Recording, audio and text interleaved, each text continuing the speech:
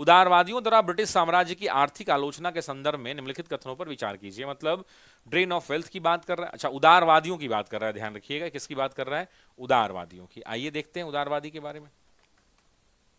कह रहा है कि उदारवादियों का एक महत्वपूर्ण योगदान धन का बहिर्गमन यानी ड्रेन ऑफ वेल्थ सिद्धांत को व्यवस्थित करना था, जिसने यह सिद्ध कर दिया कि भारत की गरीबी का मुख्य कारण औपनिवेशिक शोषण था।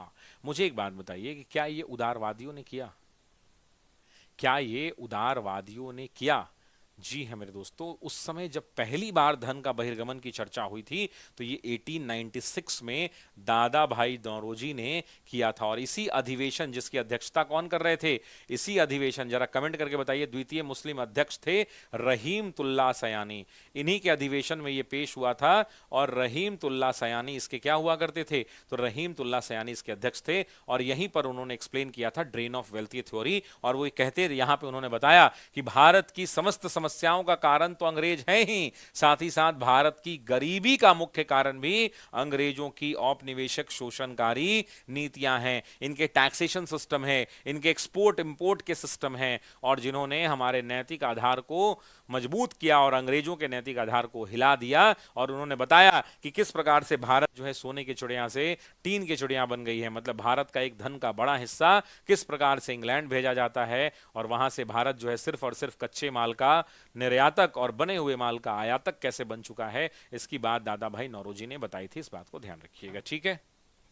अगला कह रहे दादा भाई नौरोजी और आरसी दत्त जैसे आर्थिक आलोचकों ने इस दौर में ब्रिटिश साम्राज्य के सभी राजनीतिक संबंध तुरंत समाप्त करने की मांग की। गलत बात है। कैसे गलत है? दादा भाई नौरोजी और आर्थिक और आरसी दत्त हो या दादा भाई नौरोजी हो या और भी कोई लोग हों, उन्होंने उदारवादियों के टाइम पीरियड पर ये राजनीतिक संबंध समाप्त करने के पक्ष में नहीं थे। वो हमेशा कहते थे कि हम जो है ब्रिटिश साम्राज्य के भीतर ही स्वशासन चाहिए। इनकी मांग ब्रिटिश साम्राज्य के भीतर स्वशासन की थी और ये राजनीतिक संबंध तुरंत समाप्त करने की मांग के खिलाफ थी। इस बात को समझिए। दादा भाई नौरोजी ने कभी नहीं कहा कि हम ठीक है, उन्होंने आर्थिक आलोचना की है, लेकिन उन्होंने ये कभी उदारवादियों ने नहीं कहा कि ब्रिटिश साम्राज्य से अपना सारा संबंध समाप्त कर लो, क्योंकि दमन का डर था, क्योंकि दमन चक्र अंग्रेजों का मजबूत था। उदारवादियों को यह लगता था कि अंग्रेज बहुत विकसित हैं, हम विकसित लोगों के साथ रहेंगे तो हमारा भी विकास हो जाएगा, अंग्रेज हमारा बढ़िया चाहते हैं, अंग्रेज हमें बर्बाद नहीं करना चाहते हैं। और इसीलिए उन्होंने संवैधानिक सुधार के तहत इन लोगों ने ब्रिटिश शासन के भीतर स्वशासन की मांग की थी। इस बात को ध्यान रखिएगा।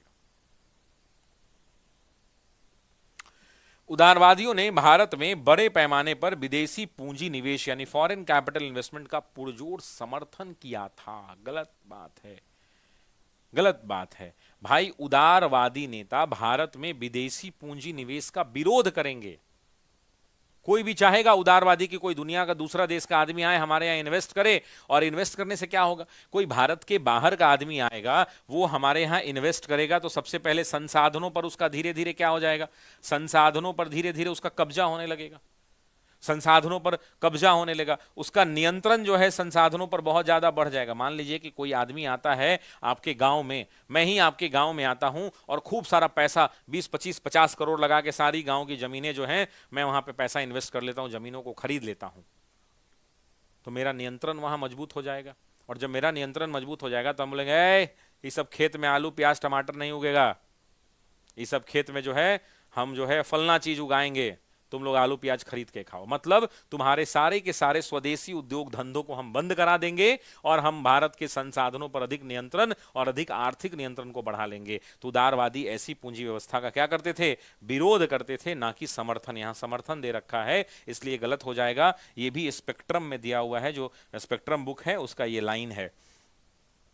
राष्ट्रवादियों ने भू राजस्व में कमी, नमक कर की समाप्ति और सैन्य खर्च में निरंतर मांग की। तो ये सही बात है, 1 and 4 इज द करेक्ट, सी विकल्प हो जाएगा। आप जानते थे कि कांग्रेस की प्रारंभिक 9 मांगे जो थी उनके अंदर में उन्होंने कहा था कि लैंड रेवेन्यू को 50% रिड्यूस कीजिए ना, सॉल्ट टैक्स जो 1882 में लागू किया गया था। नमक कर भारत में कब प्रोमिनेंटली लागू हुआ था? तो 1882 में सॉल्ट टैक्स लागू हुआ था, नमक कर लागू हुआ था। आप जानते हैं कि भारत का मैक्सिमम नमक कहां से आता था? तो लीवरपूल से आता था।